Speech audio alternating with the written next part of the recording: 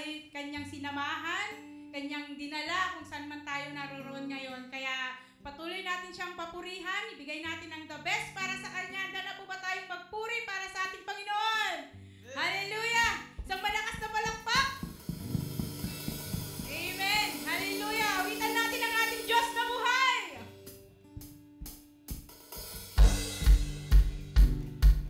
Sabay-sabay po natin ipalakpak ang ating mga kamay.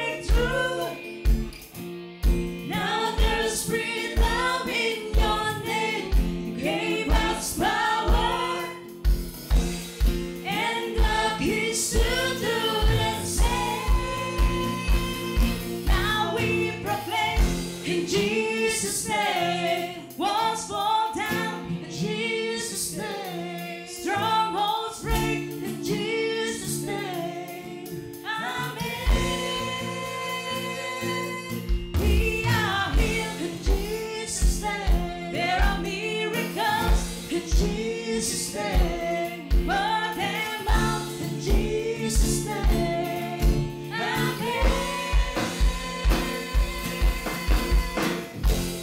Crush the darkness, made a fool of death and grave. Of King Jesus, King and glorious out of slave. Now there's breakthrough.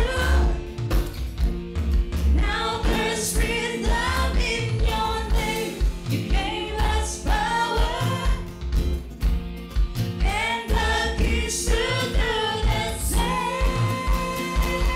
Now we proclaim in Jesus' name. Walls falls down in Jesus' name. Strongholds break in Jesus' name. Amen. We are healed in Jesus' name. There are miracles in Jesus' name. Burn them out in Jesus' name. Amen. Now we proclaim in Jesus' name. Walls falls down in Jesus' name. Strongholds break in Jesus' name. Amen. We are healed in Jesus' name. Miracles in Jesus' name. Burn them out in Jesus' name. Amen. Oh,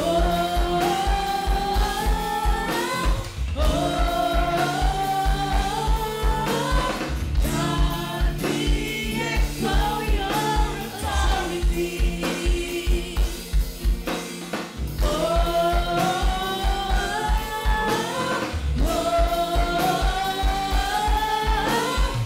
God, we echo your victory, Lord.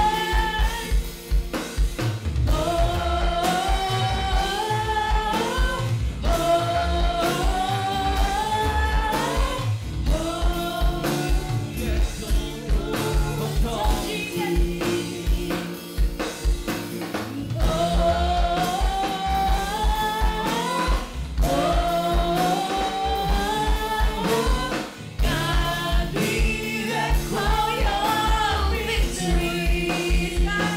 Now we proclaim in Jesus' name. Walls fall down in Jesus' name. Strongholds break in Jesus' name. Amen. Sing it, church. We are healed in Jesus' name. Us in Jesus' name. Pour them out in Jesus' name. Amen. Now we proclaim in Jesus' name. Walls fall down in Jesus' name. Strongholds break in Jesus' name. Amen. We are healed in Jesus' name. There are miracles in Jesus' name. Burn them out in Jesus' name. Amen.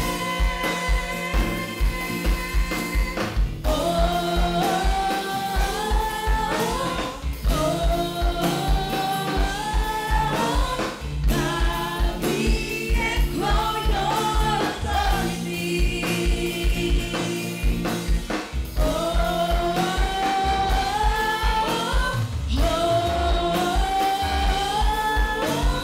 God, we echo your victory. Now we proclaim in Jesus' name. Walls fall down in Jesus' name. Strongholds break in Jesus' name. Amen. We are healed in Jesus' name. There are miracles in Jesus' name. Burn them out in Jesus' name. Amen. Sing it, church, with all conviction. Now we proclaim in Jesus' name. Walls fall down in Jesus' name. Strongholds break in Jesus'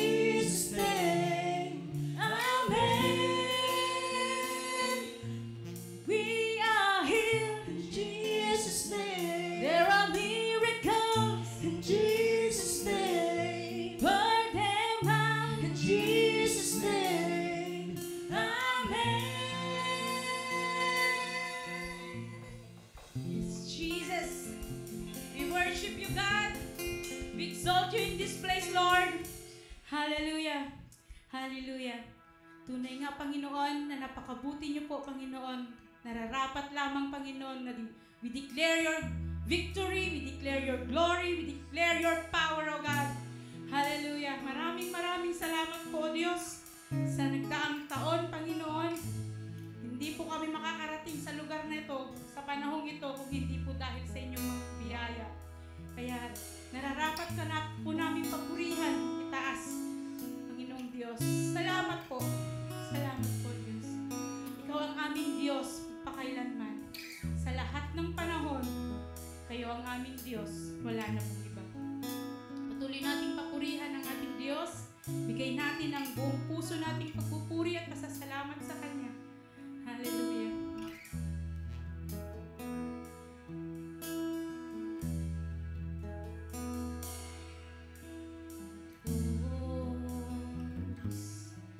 Ikaw ang tunay na dakila sa mundo. Ikaw ang haring nagmahal ng tulad ko. Ginawa mong lahat, pag-ibig mo ay tapat at wagas. O Diyos, wala nang papantay sa kabutihan mo. Ang ngalan mo'y itataas sa buhay ko. Sundin ang loob mo, iparinig ang nais mo. Sa lahat ng panahon, Diyos ka sa amin. Sa lahat ng oras, nariyan para sa amin. Panginoong Jesus, purihin ka. Dakilain ka sa buhay ko.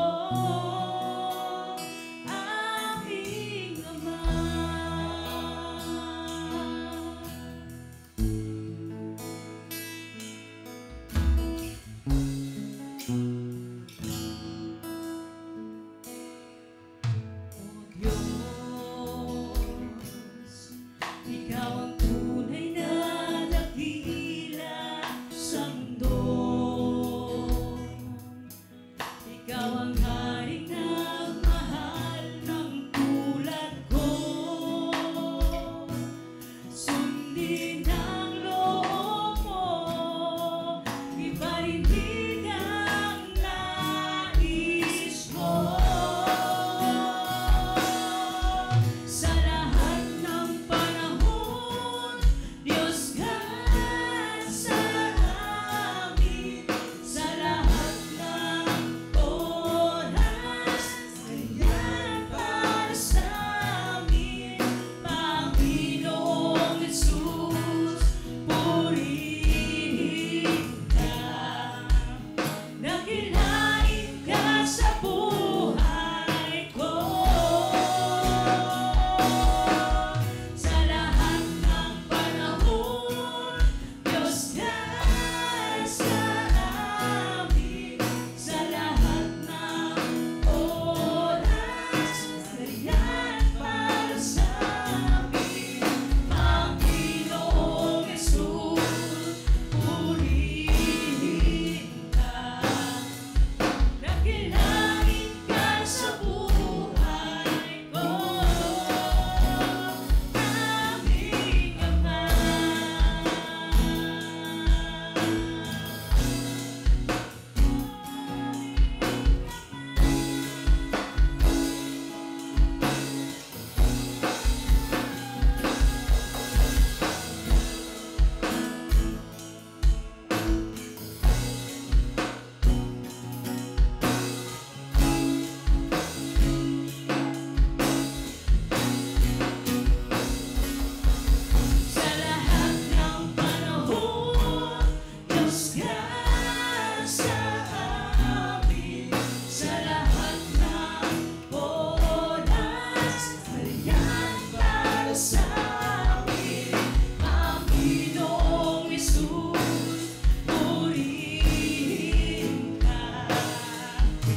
Dakilain ka sa buhay ko. Sa lahat ng panahon, Diyos ka sa akin. Sa lahat ng oras, nandiyan para sa amin. Panginoong Hesus, purihin ka. Dakilain ka sa buhay ko. Di nagbabago, Diyos ka sa akin. Aming sandigan, nandiyan para sa amin. Panginoong Hesus, maghari ka. Magliwanag ka sa buhay ko. Aking Ama.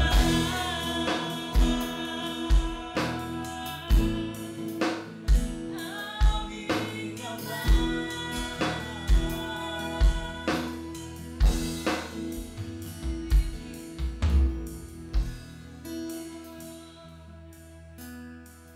Panginoon, na ikaw ang aming Diyos mula noon hanggang ngayon. Isang Diyos na tapat magpakailanman. Hallelujah.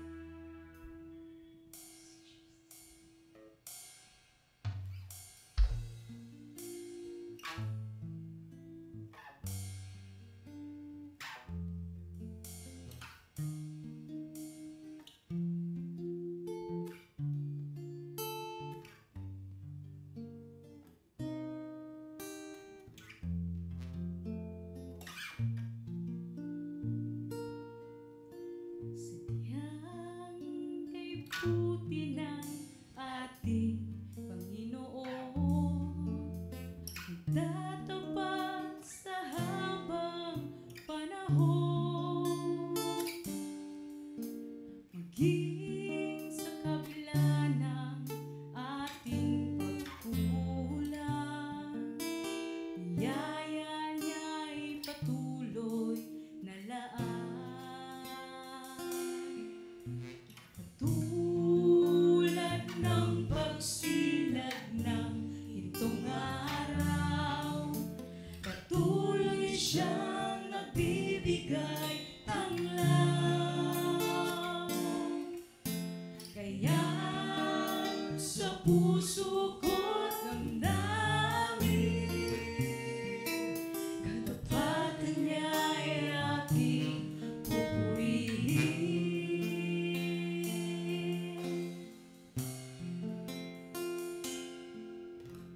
Dakila ka, O Diyos, tapat ka ngang tunay, magmula pa sa ugat ng aming lahi.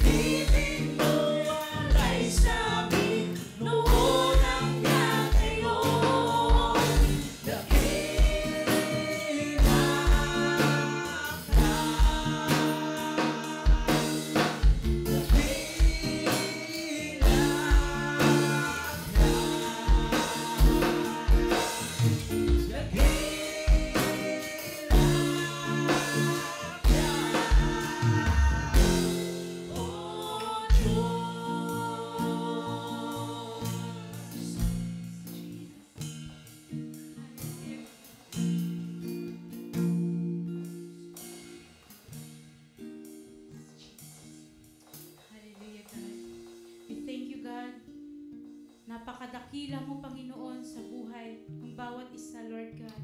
Salamat po sa buong taon na kami po'y inyong sinamahan, Lord. Salamat sa kalakasan, salamat sa bawat bighati, Panginoon. Ngunit mas maraming salamat, Lord, sa bawat tagumpay ng bawat isa, Lord God. Salamat po, Panginoon, sa pagiging Diyos.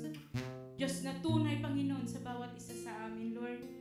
As we end this year, Lord God, hayaan mong itaas namin, Panginoon, ang aming pagpupuri sa inyo, Lord God.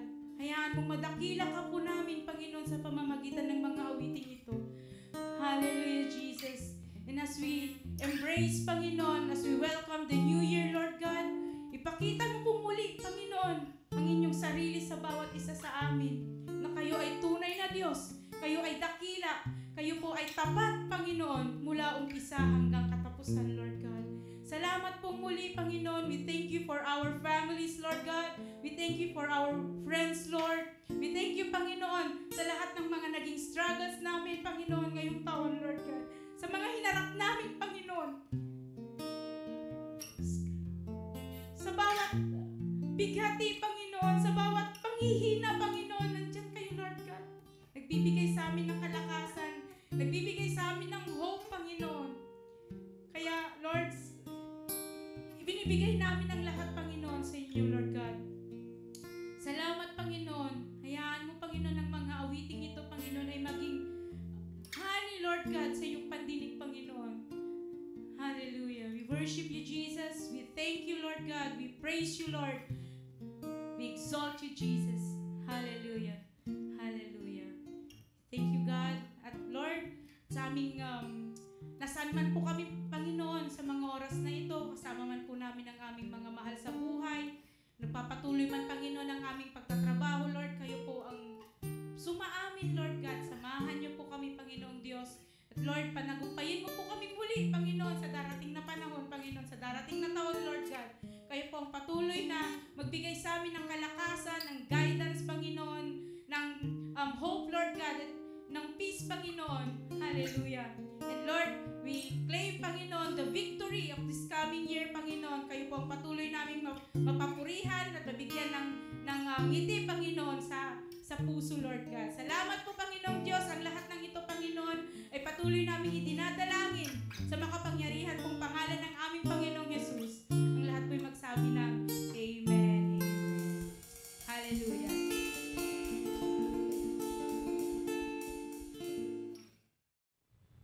Good morning po mga kapatid. Sa umagang ito ating pumensa ay matatagpuan po natin sa Colossus chapter 4 verse 2. Basahin po natin. Huwag kayong magsasawa sa pananalangin. Gawin niyo itong mataimtim at may pasasalamat. Tayo po'y manalangin. Diyos sa masalangit, kami po yung nagpapasalamat at nagpupuri sa inyo sa umagang ito, Panginoon. Maraming salamat, O Diyos, na ang bawat side nila sa lugar nito. At patuloy, God, na nanalangin ako sa inyo na i-focus mo aming pakikinig sa inyong salita. Na kung naman mga mensahe na is sabihin sa amin at matutuhan sa umagang ito, ay maisabuhay namin. Maraming salamat, O Diyos, at patuloy na humihingi kami sa iyo ng kapatawaran sa lahat ng aming mga kasalanan na nagiging hadlang, Panginoon, para magkaroon kami ng paglago sa aming mga pananampalataya. Maraming po salamat, O Diyos, at ang lahat na ito'y tinitiwala po namin sa makapangyarihang pangalan ni anak na si Jesus. Ito po ang aming panalangin.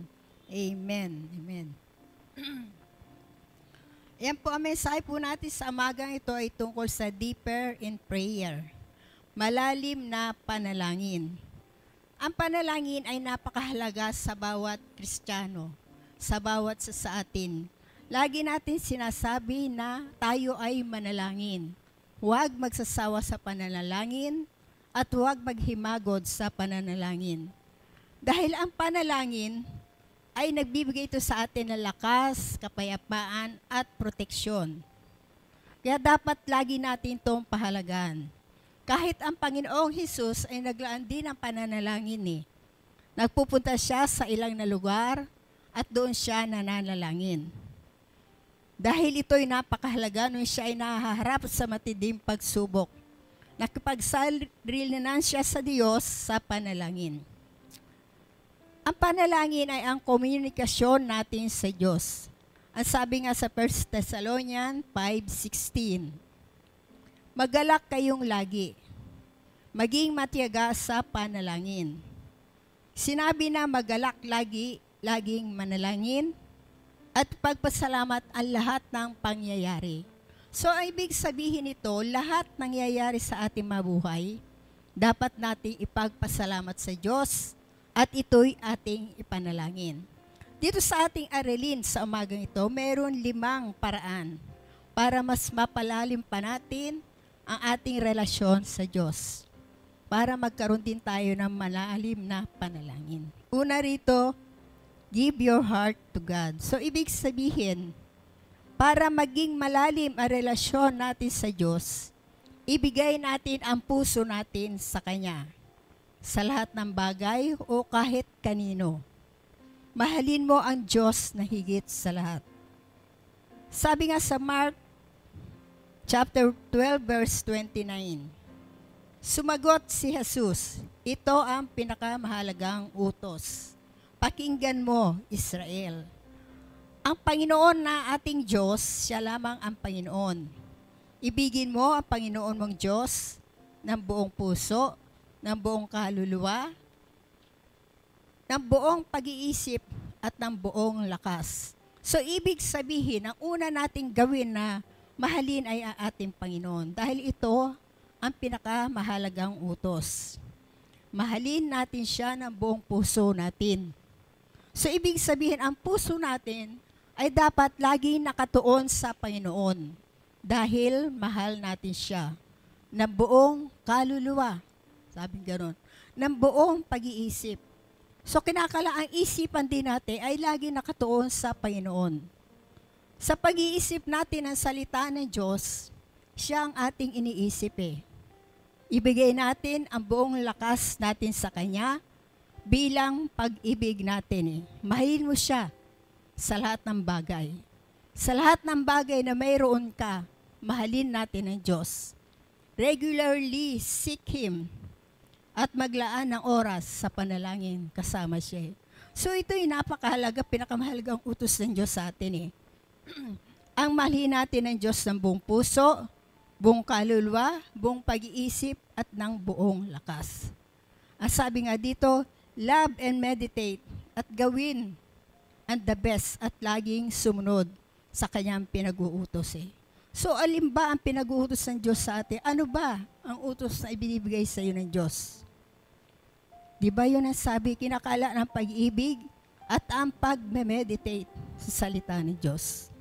So, sabing gano'n, pangalawa, allow Him to take charge. So, ibig sabihin, hayaan mo ang Diyos ang bahala sa lahat eh. Sabing gano'n, you must put God first, kaya't huwag kayong mabalisa tungkol sa inyong kakanin, iinumin o dadamitin. Unahin mo ang Diyos, siya ang bahala. Sabi gano'n. Ang sabi sa Mark 6:31, basahin natin sa Mark 6:31. Ang sabi rito, sa Mark 6:31, kaya't huwag kayong mabalisa tungkol sa inyong kakanin, iinumin o daramtin. So maliwanag naman salita ng Diyos, hindi ba? Kumisan dumarating sa atin ang pagkakataon na pagka wala na tayong kakainin, iinumin, o kaya wala na maisuot, dumarating na ang balisa sa atin eh. Hindi natin maiwasan ang mga kabalisahan dahil hanggat naririto tayo sa mundo, ito mararamdaman natin.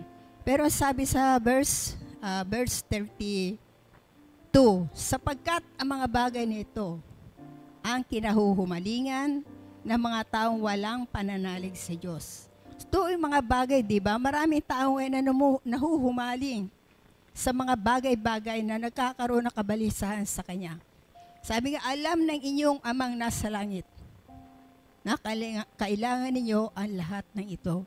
So alam ng Panginoon eh, ang lahat ng ating mga pangangailangan. Alam niya yan eh. Kaya hindi dapat tayo mabalisa. Kung titignan natin, hindi ba, ang mga ibon sa himpapawid, nabubuhay sila. Hindi sila nagtatrabaho, hindi sila nagpapagal, pero husto sila sa kanilang pangangailangan. Dahil hindi sila pinababayaan ng Diyos. at sila ay nabubuhay ng malaya Sa verse 33, sabing gano'n, ngunit pag sumakita ninyo ng higit sa lahat ang pagharian kayo ng Diyos at mamuhay ng ayon sa Kanya at ipagkakalob niya ang lahat ng kailangan ninyo. So, ibig sabihin kinakailangan pagsumakitan. Ano ba ibig na pagsumakitan? Unahin natin ang Diyos na higit sa lahat. Sabing gano'n, ang Diyos ang bahala sa ating mga pangangailangan Ipagkakalob niya ang lahat ng ating mga pangangailangan. So, hindi tayo dapat mabalisa kung naman ang kailangan natin. Lalo na sa panahon ngayon, hindi ba? Maraming tao ang hirap. Maraming tao ang nangangailangan. Dahil nga sa sobrang hirap na dinaranas ng tao, na sila ay nawawala na ng pananampalataya. Hindi nila alam kung saan sila kukuha ng kanilang mga kakainin. Lalo na ngayon dahil ang bansa natin ay nagkaroon tayo ng matinding mga kalamidad. Diba? Noong November, ilang bagyo ang dumating sa atin? 4 na bagyong malalakas. Kaya't marami sa ating mga kababayan ang nasalanta, nawalan ng kabuhayan, namatayan. Sabing gano'n, huwag ninyong ikabalisa ang para sa araw ng bukas. Saka na ninyo harapin kapag ito ay dumating. Sapat na sa bawat araw ang kanyang mga suliranin So sabi ganoon, hayaan natin ang Diyos ang bahala sa lahat ng iyan Sabi, salip na tayo magpanik, hindi ba? Nagpapanik tayo, nag-aalala. Misa ay tumitigil na tayo. Ibigay ang lahat ng iyong pag-aalala sa Diyos. At harapin mo ang lahat ng iyong pagsubok at nararanasang hirap na mayroon buong pagtitiwala sa Kanya. Sabing ganoon, allow Him to take charge. Pabahala natin sa Panginoon ang lahat ng ating mga alalahanin. Sa Ephesians 3:12, sabi dito, dahil sa pakikipag-isa at pananalig sa Kanya, makakalapit tayo sa Diyos ng panatag ang loob. Siya ang ating sangguniin sa lahat ng ating mga balak sa ating mabuhay. At itutumpakan niya sa lahat na iyong lakad. Yun ang sabi sa Proverbs 3:6. So sa lahat ng mga plano natin sa ating buhay, sa lahat ng mga iniisip natin, sangguniin natin ang Panginoon para maitumpak ang ating mga lakad, maituwid ang ating mga plano sa ating mga buhay. Pangatlo, sabi dito, spend time in the Word of God. Kinakailangan meron tayong oras sa salita ng Diyos Bigyan natin ng panahon na mag-aral, magbasa, magbulay-bulay ng salita ng Diyos. Dahil ang pagpibigay ng oras sa salita ng Diyos ay makakatulong ito sa atin upang maunawaan mo at makilala mo kung sino ang Diyos. So ito isang paraan para makilala natin siya. Maglaan ng oras sa salita ng Diyos.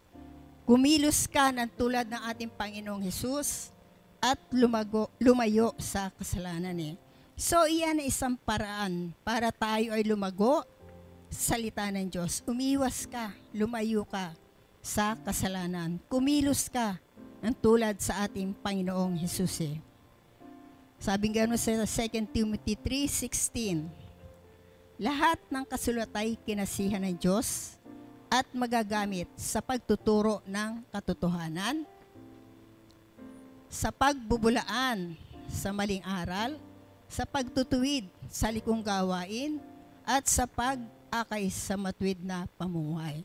So, ang salita ng Diyos ay magagamit natin yan sa paggamit sa pagtuturo ng katotohanan. Dahil ang katotohanan ay makikita natin sa salita ng Diyos. Maraming tao ang nagsasabi na ang Biblia ay gawa lamang ng tao. Oo nga't sinulat ito ng tao. Pero yung tao yon ay kinasihan ng banal na Espiritu. Dahil kung di siya kakasihan ng banal na Espiritu Santo, hindi niya maisusulat ito Kasama niya ang Diyos sa paggawa ng kasulatan ng Biblia. Dahil ito magtuturo sa atin sa katotohanan. ang salita ng Diyos ang magpapabulaan sa maling aral. Kung naman mga maring aral, ang salita ng Diyos ay itutuwid dito, ituturo niya sa atin ang tamang aral. Itinutuwid ang liko nating mga pamumuhay at aakayin ka sa matuwid na pamumuhay. So yan ang salita ng Diyos. Ganyan, makapangyarihan ang salita ng Diyos. Sabi nga sa Hebrews 4:12. Ano sabi sa Hebrews 4:12?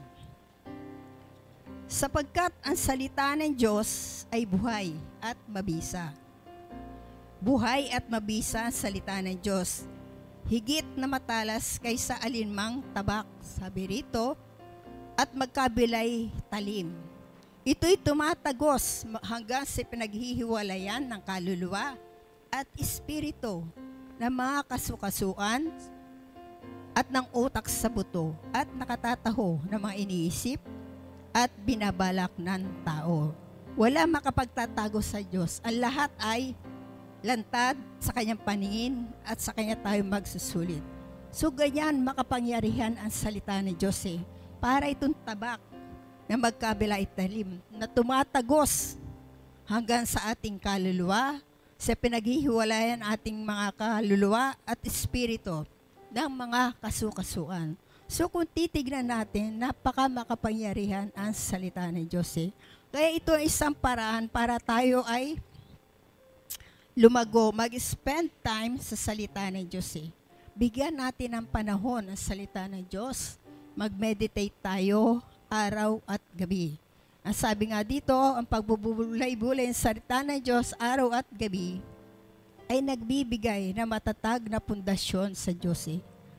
Kung meron kang araw-araw na pag-meditate ng salita ng Diyos, magiging matibay ang pundasyon mo sa Panginoon. Matatag ka. Diba? Matatag ang pundasyon mo sa Diyos. Hindi ka na mauuhaw. Lagi kang busog sa salita ng Diyos. Nagbubunga at lumalago palapit sa Diyos. So iyan ang magagawa ng Diyos sa buhay natin. Kapag nag-i-spend ka ng panahon, sabi nga gano'n, huwag mong kaliligtaan. Basahin ang aklat na iyon. Dilihin mo yon araw-gabi upang matupad mo ang lahat na nasusulat doon. Sa gayon, giginhawa ka at magtatagumpay. So ito ang paraan ni Joshua nung nasa pamamahala pa siya noong unang panahon. Sinabi sa kanya na huwag mong kaliligtaan basahin ang aklat na iyon araw at gabi. So hanggang sa ngayon, yan pa rin ang pinag-uutos sa atin ng Panginoon. Magbasa ng Biblia, magbulay-bulay, araw-gabi. Kung gusto mong matupad ang lahat ng susulat doon, gabi-gabi, araw-araw, pagbulay-bulayin mo ang salita ng Diyos. Sa gayon, giginhawa ka at magtatagumpay sa lahat na iyong gagawin. So yun ang naging sekreto ni Joshua noon. Nung siya ay sa pamamahala pa ng mga Israelita. Bakit ba napakahalaga na maglaan tayo ng oras sa salita ng Diyos? So napakahalaga ito Kapag nagbibigay ka ng oras sa pagbasa ng Biblia, pinapaalala niya kung sino siya, kung sino ang Diyos sa buhay mo Dahil dito natin makikilala na lubusan ang ating Panginoon kapag ka ikaw ay nagkakaroon ng panahon sa salita ng Diyos. Sabi niya ganon, na ang pag-ibig niya sa atin at ang kagalakan nagmumula sa Kanya. Sabi niya, palalakasin ng salita ng Diyos ang ating pananampalataya sa pagbibigay natin ng oras sa Kanyang presensya. So iyon na isa sa mga kahalagahan kapag tayo naglaan ng oras sa salita ng Diyos. At sabi pa rito, magkaroon ka ng oras na mag-memorize, magsaulo ng salita ng Diyos. So mahalaga ito, di ba? Sabi gano'n, mayroong mga tips din para makapagsaulo tayo ng salita ng Panginoon. Sabi gano'n, read and listen. So sa ating pagbabasa, hindi lamang tayo magbabasa kundi pakinggan din natin kung ano ba ang sinasabi ng Diyos sa iyo kapag ka ikaw ay nagme-memorize, nagme-meditate ng salita ng Diyos. Basahin mo ang mga talata na multiple times and listen. Sabi gano'n, hindi lamang tayo magbabasa. Kinakailangan hindi lang mata ang ginagamit natin, kundi pati ang tenga natin. Dapat ang tenga natin ay alerto rin sa pakikinig sa salita ng Diyos eh. Sabi nga gano'n, you can repeat it out. Sabi gano'n, na malakas several times a day eh. Ulit-ulitin mo yon several times. O kaya makinig ka. Pandi nga sabi ganun, pray, pray, pray. Manalangin ka, manalangin. Prayer is the act of communicating sa Diyos eh. Para ang layunin nito ay makapagpuri tayo sa Panginoon. Ma-express natin ang ating pag-ibig, ang ating paghanga, at ating pagpasalamat sa Panginoon eh. Sa lahat ng mga bagay na ating pinapanalangin, kinakailangan natin magpasalamat sa Panginoon. O kaya, pwede rin nating ibig sabihin nito ay ang mataimtim na kahilingan para sa iba. Kung minsan, di ba may mga prayer tayo na talaga andun ba yung lalim ng prayer natin eh. Halimbawa, sa kapatawaran makasalanan, sa pagpapagaling eh. Andun yung pagiging may taimtim natin pananalangin eh. Prayer is communication with God. Sabi nga no, we do this by praising God, confessing our sins before Him, thanking Him, and asking Him for our needs and desires eh. So yan ang pananalangin eh, para maging mas deeper ang prayer natin sa Panginoon, lagi tayo makipag-communicate sa Kanya. Dahil ito ang time na pwede tayo magpuri sa Panginoon, sa ating confess sa ating mga kasalanan, magpasalamat sa Kanya eh. Ito ay communion natin sa ating manlilikha eh, ang prayer. Sabi nga kung tayo nanalangin, nag-uukol tayo ng pagmamahal ng pakikipag-fellowship sa Creator ng heaven and earth. Naintindihan po ba natin mga kapatid? Diba? Sabi nga gano'n, mahalaga ang loving fellowship natin dahil siya ating Creator. Meron din dito 9 tips for meaningful conversation with God. Sabi nga si Jeremiah 33 verse 3, kung tatawag ka sa akin, tutugunin kita. Ipapahayag ko sa iyo ang mga bagay na mahiwaga, na hindi nauunawaan eh. So yun kung tatawag tayo sa Panginoon, ipapakita ng Diyos ang mga bagay na mahiwaga. Na kung minsan di natin nauunawaan itong mga bagay na ito eh. Sabi nga ganon, set a regular prayer time and place. Sabi nga ganon, kinakailangan meron ka regular prayer times and place eh. So ang Panginoon Jesucristo ay napakamagandang halimbawa dito sa paglalaan ng panahon at pananalangin. Sabi nga sa Luke 22:39. Ano sabi sa Luke 32:29? Sabi rito, gaya ng kanyang kinaugalian, umalis si Jesus at nagtungo sa pook ng mga ulibo. So ang ating Panginoon, meron siyang habit eh. May ugali siya. Naggumigising siya at nagpupunta sa bundok ng mga ulibo. At doon siya ay nananalangin sa ating Ama.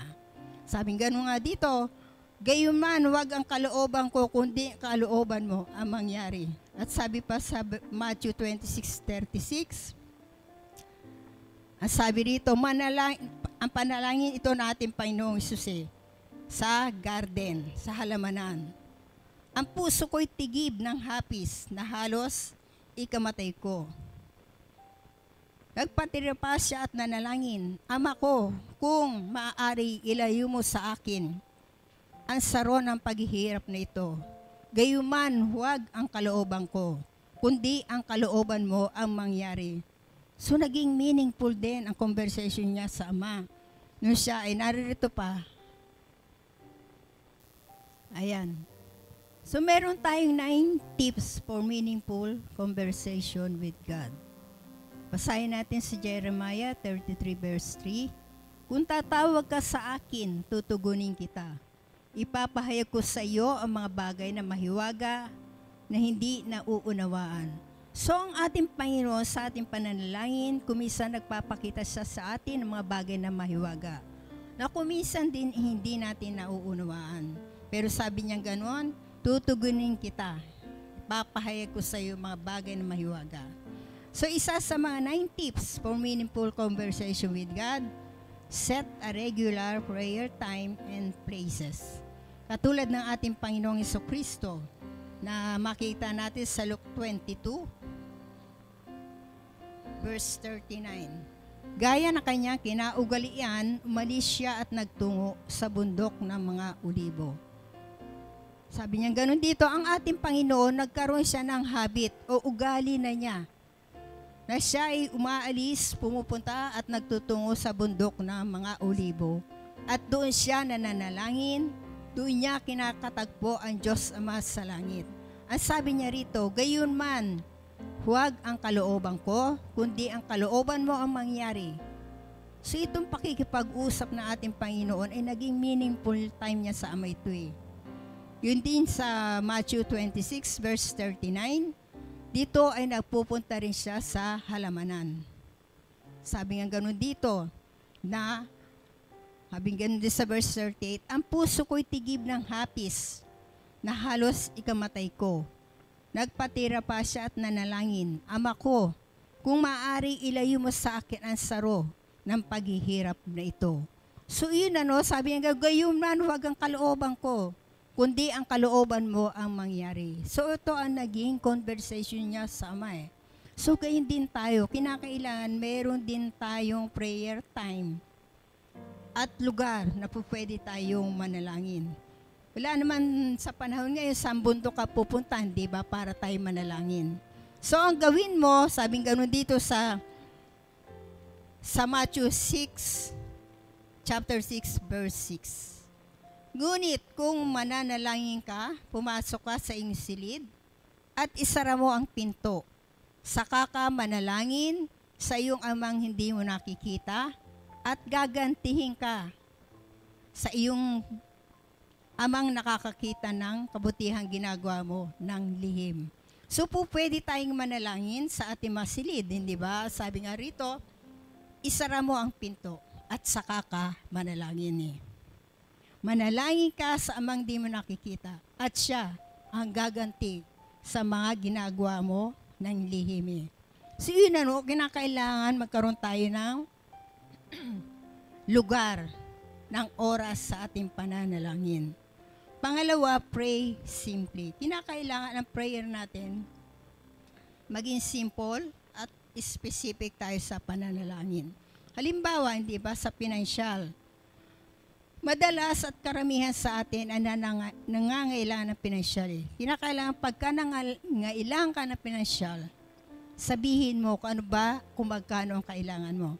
Kasi kuminsan sa prayer natin, sabihin natin, di ba, Panginoon, mag-provide po kayo sa akin ng pangangailangang pinansyal. Kinakailangan sabihin mo, magkano ba ang kailangan mo? Yun ang sabihin mo. Nanalangin ka, pagkatapos binigyan ka ng Diyos ng 100, yung palang kailangan mo 1,000. Diba? Kailangan specific ka eh. Walang maraming salita pa. Pray simply sa ating Panginoon. Read the Bible and pray over verses. Kinakailangan magbasa ka ng Biblia at panalangin mo ang mga talata na babasahin mo na magkaroon ka ng pangunawa sa mga babasahin mo sa Biblia. Kinakailangan meron kang prayer journal. Ano ba itong prayer journal? Ito yung tala-arawan ba, di ba mga kapatid? Yung ba ang pang-araw-araw na talaan ng mga transaksyon mo eh. Maaring kuminsan sa ating pagbasa ng Biblia, nangungusap ang ating Panginoon sa atin. So kailangan meron kang nakahandang ballpen o kaya papel na pwedeng pagsulatan kung ano ba ang sinasabi ng Diyos sa iyong pananalangin at sa iyong pagbabasa ng Biblia. Kinakailangan ang prayer mo active. Ito ang panlima, make prayer active. Hindi aantok-antok. So, minsan, nararanasan ko rin ito eh. Bang nananalangin ako, siguro sa sobrang antok at puyat din, hindi, para ako nagigising, yun pala nananalangin ako eh. So, kinakailangan maging active tayo, maging nagising tayo sa panalangin natin eh. Susunod, listen for the Holy Spirit. Kinakailangan makinig tayo, maging sensible tayo sa pagkilos sa Espiritu Santo, sa tuwi tayong mananalangin, sa tuwi tayo ay magme-meditate ng salita ng Diyos. Dahil sa ganyang paraan, nangungusap ang Holy Spirit sa atin eh. Nangungusap siya sa atin at sinasabi niya kung ano ba ang dapat nating matutuhan. Kinakailangan magkaroon ka ng panalangin ng make prayer an integral part of your day. Gawin mong mahalaga ang panalangin sa bawat araw, sa bahagi na iyong buhay. Kinakailangan maging mahalaga ito sa iyo.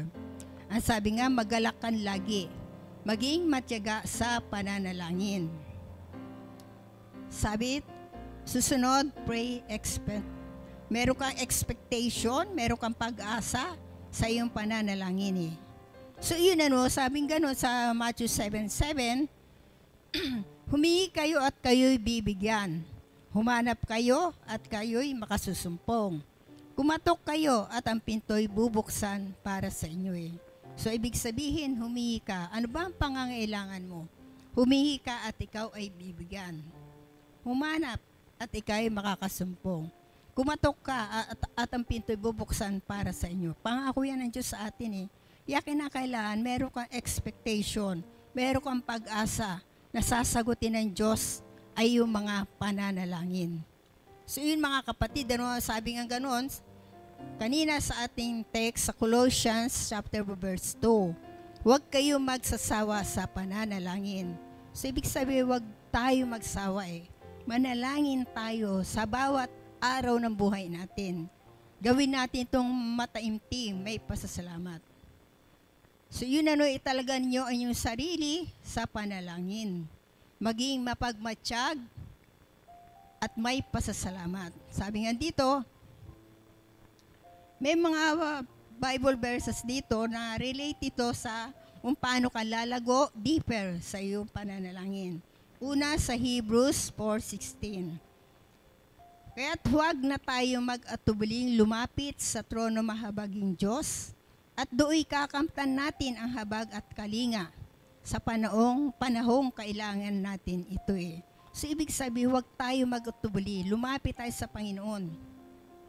At doon makakamit natin ang kanyang habag at kalinga sa panahong kailangan natin eh.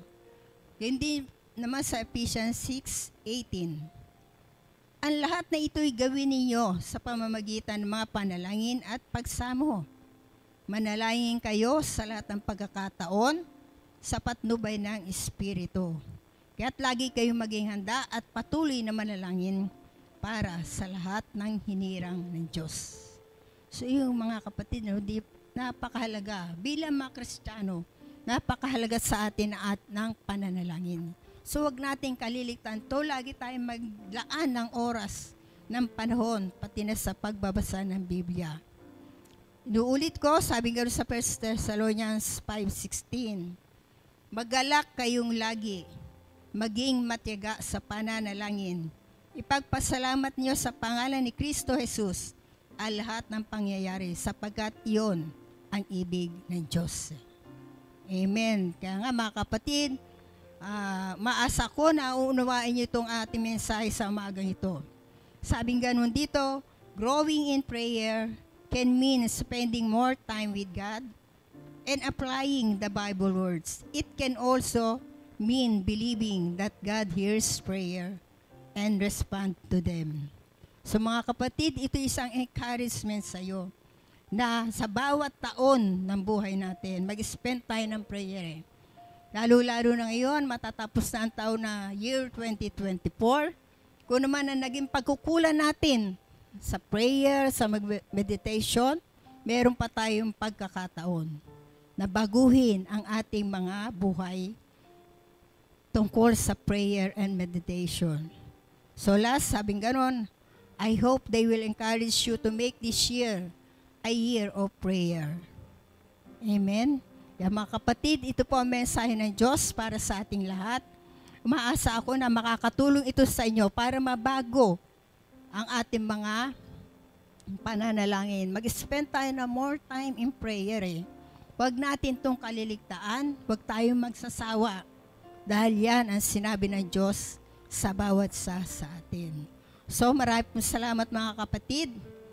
Na sana itong mensahe ito ay nakatulong sa bawat sa atin. Deeper in prayer. Tayo po ay manalangin. Hallelujah. Hallelujah, Lord. We praise you, God. Hallelujah. Diyos sa masalangit, kami po'y patuloy na nagpupurit, napapasalamat sa iyong dakilang pangalan. Maraming salamat, O Diyos, sa mensahe mo ito na pinagkaloob mo sa bawat sa amin. Nawa itong message na ito, Panginoon, ay maging paraan para mabuksan ang puso't isipan ng bawat sa na makita nilang kahalagahan ng pananalangin, ang kahalagahan na maglaan ng oras sa pagbabasa ng iyong Biblia. Dalangin ko po, Panginoon Diyos, na baguhin mo ang aming mabuhay at patuloy, O God, na maging malalim ang aming pananalangin sa iyo. Maging malalim, Panginoon, ang relationship namin sa iyo, Panginoon. At Lord, salamat sa iyo at sa taong 2024. Nagpapasalamat po kami, Panginoon, sa lahat po ng mga biyaya, pagpapala, proteksyon na pinagkaloob mo sa amin na sa taong 2024, O God. Nawa po, Panginoon, ikaw yung siyang patuloy na kumilos at tumula sa aming mga buhay at sa darating na taon, ang bagong taon, Panginoon. Dalangin po namin ang proteksyon mo sa bawat sa amin. Ang proteksyon mo sa bawat pamilya namin, O God. At dalangin po namin, O Diyos, sa paghihiwalay na ito ng taon. Ingatan mo kami, Panginoon, sa lahat ng uring makalamidad, sunog, O God. Yan din po naman sa anumang kapahamakan, disgrasya, Panginoon. At Lord, salamat, hayaan mo, God, na sa taong darating, maging handa kami sa pagharap dito. Ako naman, O God, mapagsubok marating sa aming mabuhay. Bigyan mo kami ng pananampalataya na mapagtagumpayan namin ito, Panginoon. Dalain ko rin po, Ama, na patuloy pagpalain mo aming simbahan, ang Lord of Glory Fellowship, lalo-lalo po, Panginoon, ang vision and mission ng aming simbahan. At Lord, maraming pong salamat sa iyo, Panginoon. Tinitiwala po namin sa iyo lahat na ito, O God. At hayaan mo, God, masalita ito maging pagpapala sa bawat sa amin. Sa banal, dakila, at makapariang pangalan ng anak sa Jesus. Ito po ang aming samo at panalangin. Amen. Amen, O God. Thank you, Lord. Happy New Year.